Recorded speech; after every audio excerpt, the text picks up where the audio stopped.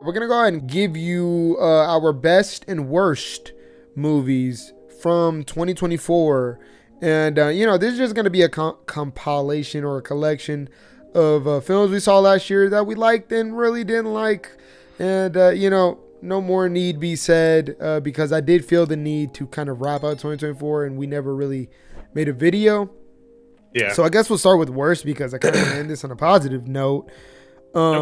As for like the movies I really did not like from last year, I mean, Brothers was such a hard watch. I watched this movie called Brothers on Prime, and it was with Josh Brolin and Peter Dinklage. Okay, yeah. Yeah, and it was supposed to be funny, and I really liked the trailer, and it was a pain sitting through this. It was rough. It was from the same guy that did like Palm Springs, which I love.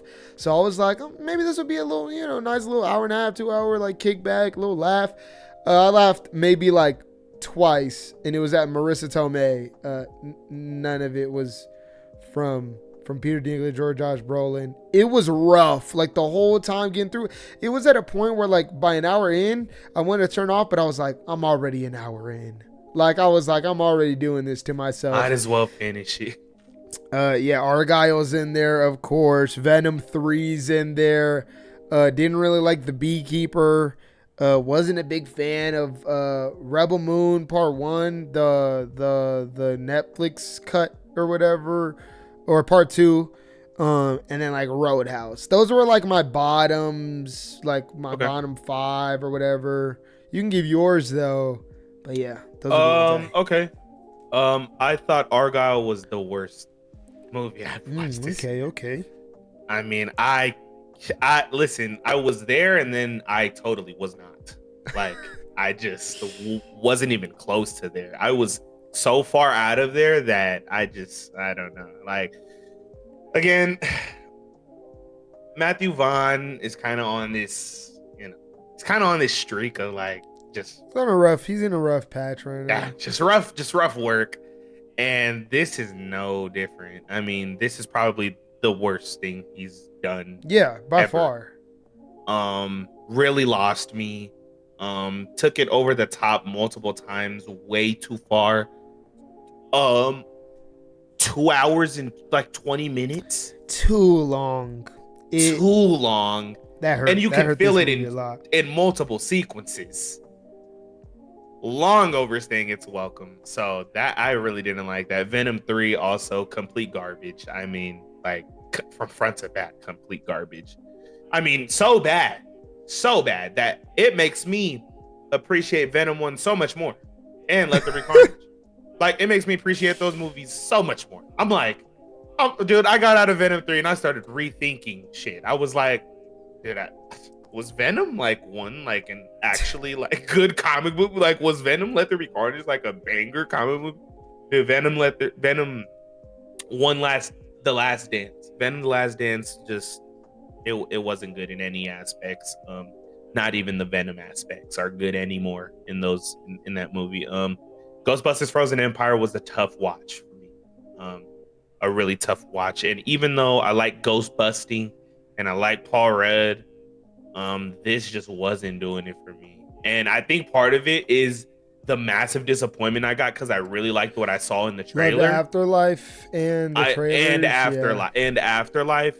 I feel like this, like, being so bad just left a much worse taste in my mouth than it would have if it wasn't. It seems like they delivered a first draft of a script and like didn't revise it. Like, it was. It does nothing any of the Ghostbusters do well, and does all the things that the bad Ghostbusters movies do bad. So I really did not like this. Roadhouse is right there too, obviously. I mean, nobody really expected it to be like a banger movie. It was kind of just I thought it served its purpose. The action when it was there, it was action. Pretty good. It was good. It was shot well. Harry Braham, and like it was. It was a slacky movie. They're making it was like the most watched Prime movie though. Crazy. I gotta put Abigail there. I just did not like Abigail.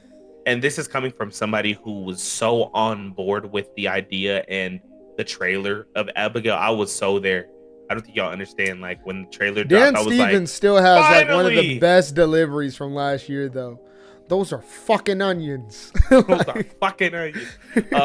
But yeah, I just thought this was piss poor. I thought the usage of some of these characters and some of these actors was downright just terrible. And I thought the Abigail, the whole premise of the little ballerina girl, I think that being a vampire, I think the movie falls apart like very quickly. And it got to the point where I just felt like I was going through the motions and watching another generic ass horror movie.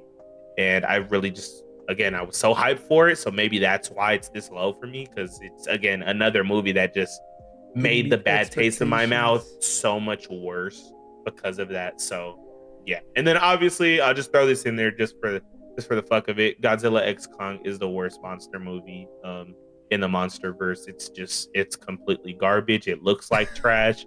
I don't care. I don't even care for like most of the kaiju action. Yeah, not sure what they were cooking there, but hey, Monarch was decent, so at least we got that to look forward to. Yeah, and then as for like our best, I mean, I'm gonna just roll through my top 10 because I don't think I need to. Well, I guess I'll give like a short explanation why. But I do want to give some nods to some that didn't quite make it. Dee I absolutely adored. Great, like, coming of age story during like the MySpace era. Made me really miss like my nostalgia. It really hit the nostalgia points. Thelma is some of the most fun I've had with any movie all year last year. And Wicked, obviously, that was like, I didn't expect it to be that great.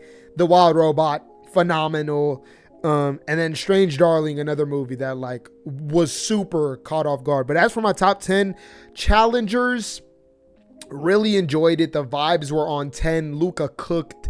I mean, such sexual tension and a script that unfolds and uses time and also just storytelling to its advantage.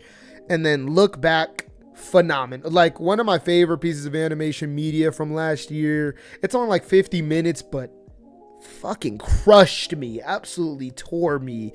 Nosferatu, I mean, I could glaze that movie all day. Like, it looks phenomenal. It's a tried and true story, but delivered in Robert Eggers fashion. So it obviously has the visuals that are pulping, and he's like a time period master at this point. And then The Substance, probably my favorite horror movie from last year. Like, thinking back on it, it has too much it is so original and stylish, and the performances are off the charts. The effects, the sound design, everything about that movie, I absolutely love it. And it goes for it in those final 10 minutes. Almost jumps the shark, but like it's like it makes choices where I'm like, thank you. Like, the fact that this is getting awards buzz too, it makes me so happy because it's the type of movie that you'd think they wouldn't acknowledge because it's taking such a swing.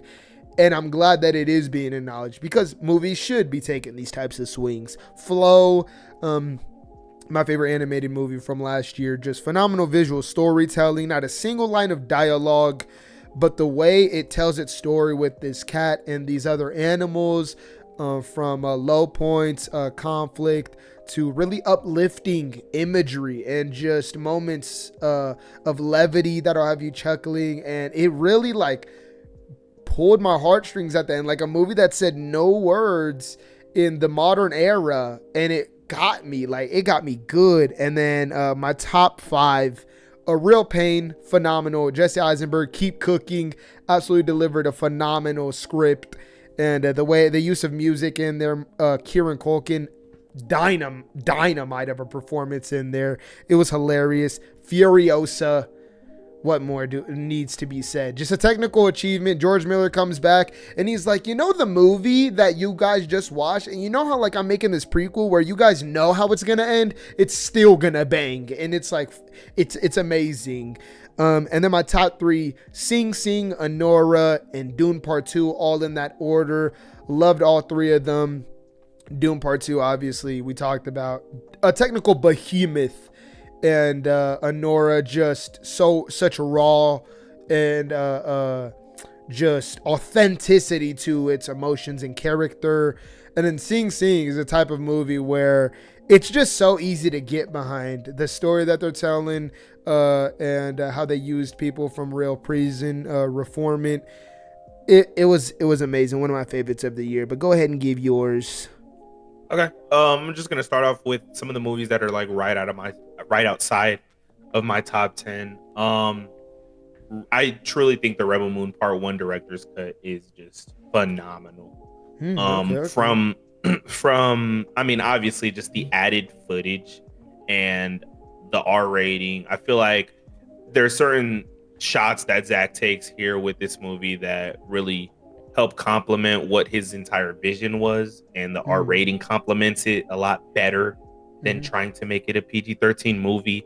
And overall, I think what is in part 1 in terms of establishing lore and establishing what some of these characters have gone through and stuff like that, I really dug it. Obviously super stylistic sci-fi, I'm so there.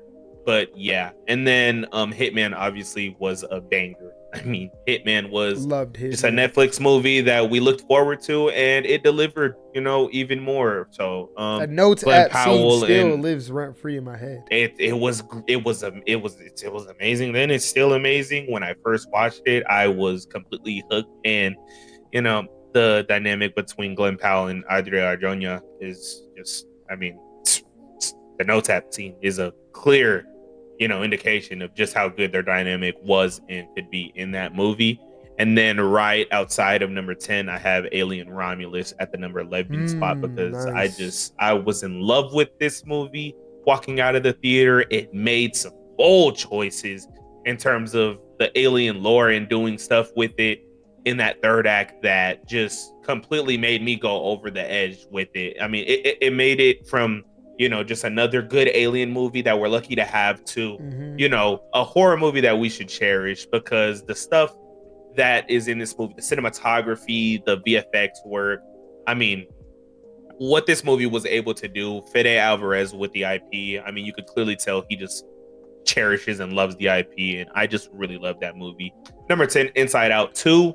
I mean, what do we need? I mean, what need to be said? It's Inside Out 2. It's a sequel to a beloved animated movie, and this is no different here. And especially having a little sister in her teenage years makes this movie hit that much more, because man, is this movie so true. Is this so accurate.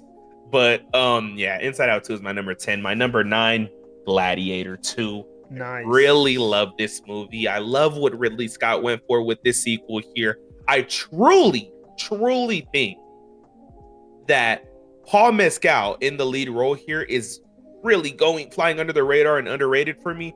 I really like the stoicism that he presents without trying to feel like a imitation of Russell Crowe in the original. Yeah, I love what he presents in himself here, and it feels authentic to. It's a bit more humble. And that's inherently who his character is. I really like him in this role. Again, Denzel Washington performances all around were just really good. Pedro Pascal. Then the cinematography, the bombastic blockbuster action sequences in here. I really love Gladiator 2. Is that my number 9? Let's go. Number 8, Kingdom of the Planet of the Apes. Okay, Kingdom of the Planet of the Apes, and I truly just think that this is just starting to become an underrated movie. Like I loved this movie from the opening 10 minutes to the last 10 minutes. I mean, everything. I want to see more Noah. I'm just gonna be honest here. I want to see more Noah. I love his character. I love the personalities that surround Noah, and I love the world that's been built out here. Making this Planet of the Apes movie, but in this modern stylistic way with just amazing visual effects. Yep. It's probably gonna get a nomination this year. I really loved it. Number 7, Challengers. Okay, Challengers was Challengers was a banger. What is there to say? I mean, didn't it just win a Golden Globe for best score? I mean, the score deserved. They actually gave best score to the best score this time. That's kind of crazy. Don't get me wrong. I had a gripe. I don't know if it was the theater that I was in, but the score so loud that like I couldn't even hear what some Don't of these watch characters were Tenet. saying. Don't watch Tenet. Dude, I couldn't even hear what some of these characters were saying. But nevertheless, I thought it was a banger movie. I thought Luca Guadagnino killed it. The cinematography in this movie, I feel like it's starting to become underrated as well. I really like the cinematography in this movie and some of the It's shot shots that phenomenally. Luca goes for the tennis sequences. I just personally would have wanted a little bit more from the tennis sequences. But that aside, you know, the character dynamics and the relationships that are built throughout the movie, to die for. Number 6, Kill. Kill is my number 6. That was like right at my 15th or something like that. Okay. It is at my number 6, and it's probably because I'm just an action guru and I love action movies. And it's a Bollywood action. It's a Hindi action movie, and it slaps, right? It slaps. The story was very engaging. Just this entire movie taking place on a train the whole time. And you know, the way that they play with, you know, the cultural aspects of, you know, Bollywood cinema, and you know how they play into that stuff. I really thought it was great, and you know, the action sequences are just really freaking good. So I really like that movie. At my number 5 spot, obviously, Anora. I mean, once you get to this top 5, it's kind of just like, you know, just the greatest, pretty much 5 out of 5 movies. Yeah. Again, Sean Baker just cooked.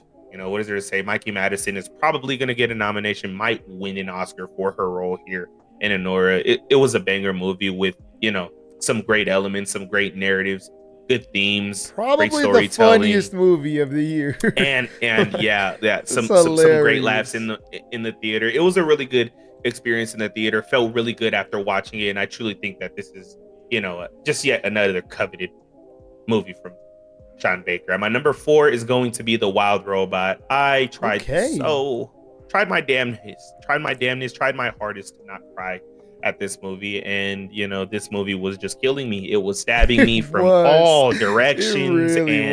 It just, at one point, it just did not stop. The movie just kept doing it, and I was almost to the point, if I wasn't in that theater alone with my brother, I probably would have had to get up and walk out that much. Like, bro, I was sobbing. I could have sobbed a lot more. I love the score. The animation is beautiful. The story is touching. There's some elements of like multiple different and the greatest animations of all time, like in this movie. I truly think this is a special movie. Lupita Nyong'o here is like one of the her and Pedro Pascal here. They just speak so much to me in terms of voice performances here. Like, I really enjoyed their voice performances in this movie. But all around, yeah, a great animated movie. One of the greatest animated movies I've ever watched. Number 3, Furiosa. One more need be said. I mean, it's George Miller knocking it out of the park hugely. And Chris Hemsworth deserves a supporting acting nomination. Chris Hemsworth deserves a supporting actor nomination this year. He's one of the, I mean, arguably just the best antagonist from last year. I mean, from last year. And yeah, I really love the movie. The story that George Miller told, it just felt epic. It felt, you know, it felt like you were really watching it all unfold in like novel form. It was absolutely amazing. At my number 2, Nosferatu. Nosferatu is my number 2. And I love this movie. I was sick while watching this movie. I was literally like, I just had a fever and I was so sick watching this movie, trying to hold my coughs in, but nothing could stop me. Nothing could stop me from watching this in IMAX laser and it being an absolute banger. Like the cinematography, the story, the design choices that they go with. I mean, there's just so many special elements about this movie that once I walked out the theater, I was pretty confident in this sitting right next to Dune 2. It was just a jumbling situation. Was it? It was Count Orlok's dick. That's what did it for you. You seen that? Count Orlok's penis probably is what did it for me. That's probably what really nudged this to number 2. Nah, I just really think that this was like masterful stuff. Lily Rose Depp deserves a nomination for her performance in this movie. It's incredible, and I mean, I literally can't say anything bad about this movie. I loved it from beginning to end. What Robert Eggers did here, this is possibly his best work, and it's one of the greatest horror movies and, you know, remakes of all time. I mean, just a special movie. And then obviously at number 1 we got Dune Part We 2. both got I don't Dune. even need to. Like, I don't even. there's nothing we can say that's new. There's nothing we can say It's that phenomenal everybody hasn't on said every already. single level. Absolutely amazing. Just saw a tweet today say I watched Dune the second time and I don't like it. Don't know what that guy is smoking. Need to know who your plug is because I would love to smoke on whatever you're smoking. Because this movie, watched it like 3 times, twice in IMAX laser, and it banged all 3 times. Every single time. It's a special one. It's a special one, Yeah. and Denis Villeneuve is quickly become one of my favorite directors of all time. I'm really looking forward to anything sad that he's this doing. isn't getting. It's not getting the. It's not getting that much recognition buzz at the awards, but I warned you about that. They shouldn't have released that movie in March. They absolutely shouldn't have. I don't care about it. The hype died. Fuck these award shows. Who cares? I don't even. I don't care for it, this but is you a would. Special movie. I mean, I care That's for gonna go great in my 4K movies collection. Getting recognition. Probably gonna get a poster of this. Probably gonna try and wear the suits that they be wearing in the movie for Halloween. I just love everything about this movie. I truly think Timothée Chalamet should get a nomination as well. Special stuff from Denis Villeneuve here. That's my number 1. Yeah, those were our best and worst movies from last year, from 2024. And if you made this far, please like the video, subscribe, and click that bell. But do not forget to let us know your thoughts on all of this down in the comments below.